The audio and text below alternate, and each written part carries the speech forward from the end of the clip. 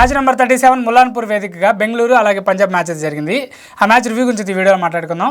అవే మ్యాచెస్లో బెంగళూరుని మించిన టీమే లేదు. 5 మ్యాచ్లకు 5 గెలిచింది, కానీ 3 మ్యాచ్లు హోమ్ మ్యాచ్లో ఓడిపోయింది. సో నెక్స్ట్ మ్యాచ్ వాళ్ళకి మళ్ళీ హోమ్ మ్యాచ్ ఉంది. సో ఆ మ్యాచ్లో ఎలా గెలుస్తారో చూద్దాం. సో ముందే ఈ మ్యాచ్ రివ్యూలోకి వెళ్ళిపోదాం. ఫస్ట్ అయితే టాస్ గెలిచిన పట్టిదార్ అయితే ఎటువంటి డౌట్ లేకుండా ఫీల్డింగ్ తీసుకున్నాడు. ఎందుకంటే పిచ్ బాగా స్లోగా ఉంటుంది ముల్లాన్పూర్ పిచ్, కాబట్టి 180 190 కొట్టినా కూడా ఈజీగా చేస్ చేయొచ్చు. కానీ 190 లోపల 180 లోపల అయితేనే డిఫెండ్ చేసుకుంటేనే బెటర్ ఉంటుంది. ఒకవేళ 190 200 కానీ పంజాబ్ కానీ స్కోర్ చేస్తే సెకండ్ బ్యాటింగ్ చేసేది అయితే డిఫికల్ట్ అవుతుంది. కానీ ఆర్సీబీ బౌలర్స్ అద్భుతంగా వేశారు. స్టార్టింగ్ లో వికెట్లు తిరిగిపోయిన ఫస్ట్ 3 ఓవర్లు ఎప్పుడైతే కృణాల్ పాండ్యా రావడం, దాంతో కృణాల్ పాండ్యా 2 వికెట్లు తీయడం, అలాగే రొమారియో షెఫర్డ్ని అయితే ట్రై చేశారు. లివింగ్స్టన్ ఫ్లాప్ అవుతా ఉంటే కానీ జాకబ్ బెత్తల్ ఏమైనా ట్రై చేస్తారని నేను అనుకున్నా, కానీ రొమారియో షెఫర్డ్ని అయితే ట్రై చేశారు. రొమారియో షెఫర్డ్ కూడా శ్రేయస్ వికెట్ తీయడం, వరుసగా 4 వికెట్లు కోల్పోయింది పంజాబ్ కింగ్స్, కష్టాలు కలిపింది. తర్వాత జాష్ ఇంగ్లీష్ అలాగే శశాంక్ సింగ్ అయితే కాస్త పోరాడారు, కానీ శశాంక్ సింగ్ అయితే అద్భుతమైన డెత్ బౌలింగ్ చేశారు ఆర్సీబీ బౌలర్స్. ఎక్కడా ఛాన్స్ ఇవ్వలేదు. ఆర్సీబీ బౌలింగ్ యూనిట్ మటుకు పక్కగా బాగుంది.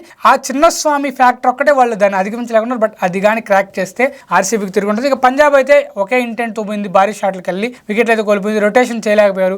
లాస్ట్ లో మార్కో జాన్సన్ ఒక చిన్న క్యామియో ఆడడంతో అయితే 157 అయితే చేశారు. లాస్ట్ బాల్ కి 6 అయితే కొట్టాడు హేజల్వుడ్ బౌలింగ్ లో. యార్కర్స్ అయితే లాస్ట్ 12 బాల్లో భువనేశ్వర్ హేజల్వుడ్ 10 యార్కర్లు వేశారు. లాస్ట్ బాల్ మిస్ అయింది యార్కర్, దాన్ని మార్కో జాన్సన్ 6 అయితే కొట్టాడు. కానీ 10 యార్కర్లు అంటే మామూలు విషయం కాదు.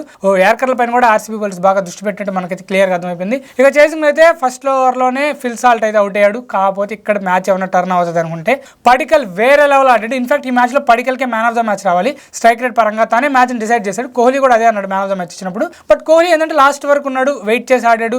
ఇలాంటి పిచ్ పైన లాస్ట్ వరకు ఉండి ఫినిష్ చేయాలని ఉద్దేశంతో ఆడాడు. సో పడికల్ అయితే మంచి ఇన్నింగ్స్ ఆడి అవుట్ అయిపోయాడు. మంచి షాట్లు అసలు అద్భుతంగా ఆడాడు. 30 బాల్కి 50 అద్భుతంగా ఆడాడు. స్పిన్నర్ అని ఫాస్ట్ బౌలర్ అని ప్రతి ఒక్కరిని ఉత్తి కారేశాడు. తర్వాత రజత్ పటిదార్ వచ్చి చిన్న క్యామ్ ఆడాడు, బట్ కొంచెం టైం తీసుకొని ఆడాడు. తర్వాత పటిదార్ చాహల్ బౌలింగ్ లో లాంగ్ ఆన్ లో క్యాచ్ ఇచ్చేసి అవుట్ అయిపోయాడు. తర్వాత జితేష్ శర్మ రావడం 6 అయితే మ్యాచ్ ని ఫినిష్ చేశాడు. ఈ విక్టరీతో అయితే ఆర్సీబీ అయితే టాప్ 3లోకి వెళ్ళిపోయింది. సో ఇది ఈ మ్యాచ్ రివ్యూ గురించి మీరేమనుకున్నారు లైక్ చేసి షేర్ చేసి కామెంట్ చేయండి. ఉంటాను, బై, థ్యాంక్స్.